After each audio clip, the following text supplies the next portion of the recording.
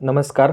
BMS first year क्रियाशारीर या विषयातील आज आपण निद्रा आणि स्वप्न या टॉपिकच्या नोट्स पाहणार आहे. तर निद्रा व स्वप्न या टॉपिकवर तुम्हाला MCQ, SAQ व LAQ अशा तिन्ही प्रकारचे प्रश्न विचारले जाऊ शकतात.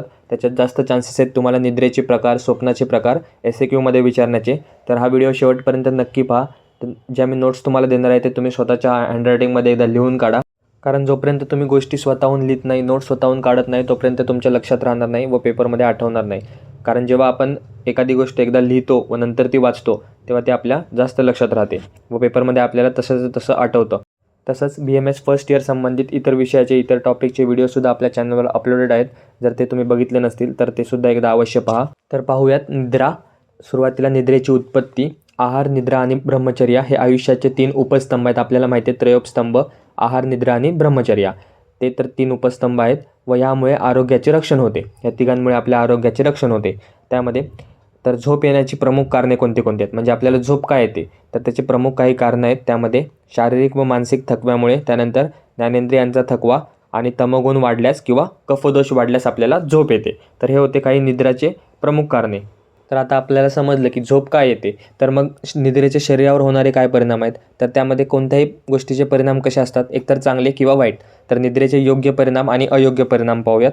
योग्य परिणामांमध्ये काय तर शरीराला लाभ होणारे, जसं की सुख भेटतं, त्यानंतर पुष्टी, बलप्राप्ती, वृषता, त्यानंतर ज्ञान, आरोग्य इत्यादी हे निद्रेचे शरीरावर होणारे योग्य परिणाम आहेत. तसंच अयोग्य म्हणजे वाईट परिणाम काय आहेत, तर दुःख, त्यानंतर कारशत्व येतं, दौर्बल्य. जर निद्रा नाही आली तर दौर्बल्य येतं, कारश्य, क्लिबता, अज्ञान, त्यानंतर व्याधी उत्पन्न होतात विविध. तर हे होते निद्रेचे शरीरावर होणारे परिणाम. त्यानंतर नेक्स्ट शरीर क्रियांवर होणारे परिणाम. आता आपण शरीरावर पाहिले तर आता आपल्या बॉडीमधले जे सिस्टीम आहेत तर त्यांच्यावर काय परिणाम होतात. जर निद्रा व्यवस्थित नाही आली किंवा अयोग्य आली तर काय होतं, तर हृदयाची गती मंद होते, कमी होते, हार्ट रेट.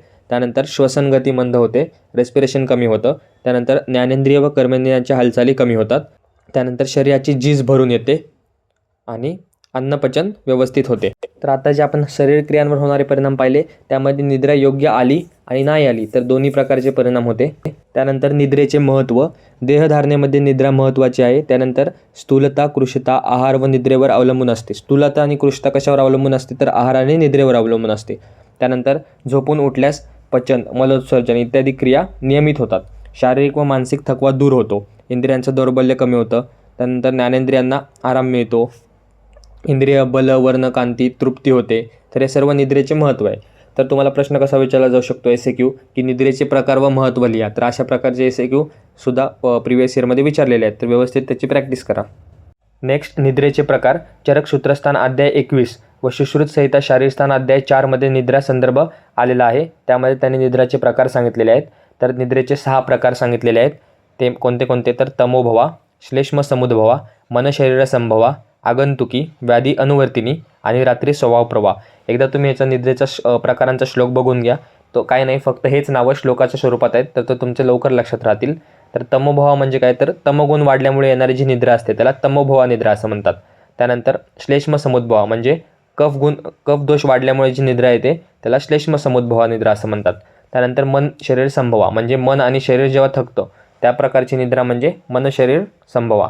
त्यानंतरचा प्रकार आहे आगंतुकी. आगंतुकी म्हणजे अतिजागरण किंवा मद्यपान केल्यामुळे जी येते आगंतुक कारणामुळे, त्याला आगंतुकी निद्रा असं म्हणतात. त्यानंतर व्याधी अनुवर्तिनी, वेगवेगळ्या विविध व्याधींमुळे जी आपल्याला निद्रा येते त्याला व्याधी अनुवर्तिनी असं म्हणतात. त्यानंतर रात्री स्वभाव प्रभाव म्हणजे रात्री येणारी नैसर्गिक झोप, त्याला आपण रात्री स्वभाव प्रभाव असा प्रकार म्हणतो निद्रेचा. तर निद्रा आणि स्वप्नाचा अभ्यास करत असताना तुम्ही त्याला MCQ, SAQ आणि LAQ अशा तिन्ही दृष्टीने अभ्यास करा. ह्याच्यावर तुम्हाला MCQ देखील विचारले जाऊ शकतो की निद्रेचे प्रकार किती, स्वप्नाचे प्रकार किती. इथे कन्फ्यूज होऊ नका. निद्रेचे 6 प्रकार आहेत आणि स्वप्नांचे 7 प्रकार आहेत. ते आपण पुढे पाहणारच आहोत. त्यानंतरचा पॉईंट आहे निद्रा विकृती. म्हणजे निद्रा जर नाही आली, योग्य नाही आली किंवा अनियमित आली किंवा खंडित असेल तर काय परिणाम होतात. तर विकृती, त्यामध्ये निद्रानाश, झोप कमी येणे, त्यानंतर लगेच झोप न येणे किंवा पहाटे लवकर जाग येणे, हे सर्व निद्रानाशाच्या अंतर्गत येतं. त्यामध्ये कशामुळे होतं, तर वातवृद्धीमुळे होतं किंवा मानसिक ताणतणाव, शिरशूल, त्यानंतर मेनोपॉज इत्यादीमुळे सुद्धा निद्रानाश होऊ शकतो. तर हे होतं निद्रानाश. त्यानंतर अतिनिद्रा. निद्रानाश म्हणजे काय, न येणे. अतिनिद्रा म्हणजे काय, जास्त येणे.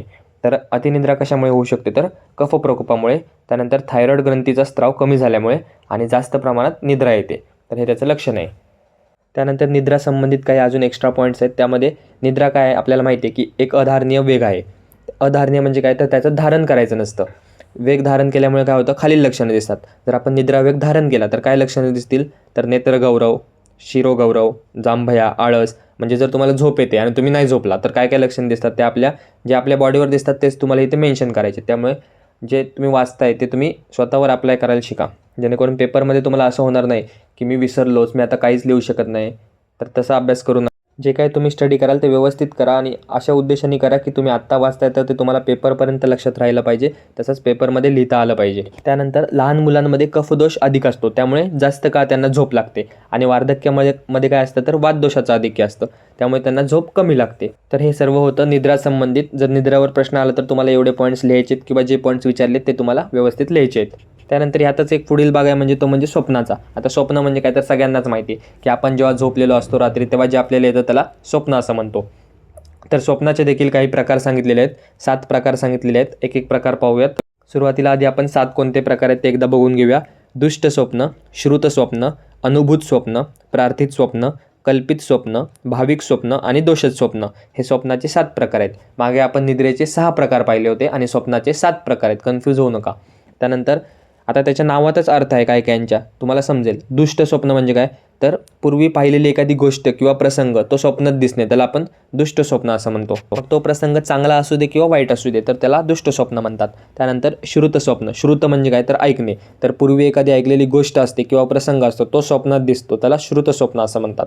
त्यानंतर अनुभूत स्वप्न. अनुभूत म्हणजे नावातनं काय कळतं की अनुभवलेलं, तर पूर्वी अनुभवलेला एखादा प्रसंग आपल्याला स्वप्नात दिसतो. त्यानंतर प्रार्थित. प्रार्थित म्हणजे काय, एखादी जर इच्छा केलेल्या गोष्टी असतील त्या स्वप्नात दिसतात, त्याला आपण प्रार्थित स्वप्न असं म्हणतो. तर मग इथे खूप सोपी गोष्ट आहे, तुम्हाला त्या नावावरूनच त्याचं डिस्क्रिप्शन लक्षात ठेवायचं आहे, त्यामुळे नावं पाठ करा. त्यानंतर कल्पित स्वप्न. कल्पित म्हणजे काय तर कल्पना केलेल्या गोष्टी स्वप्नात दिसणे. भाविक स्वप्न म्हणजे काय, जे भविष्यात घडून येणाऱ्या गोष्टी आहेत त्या आपल्याला स्वप्नात दिसतात.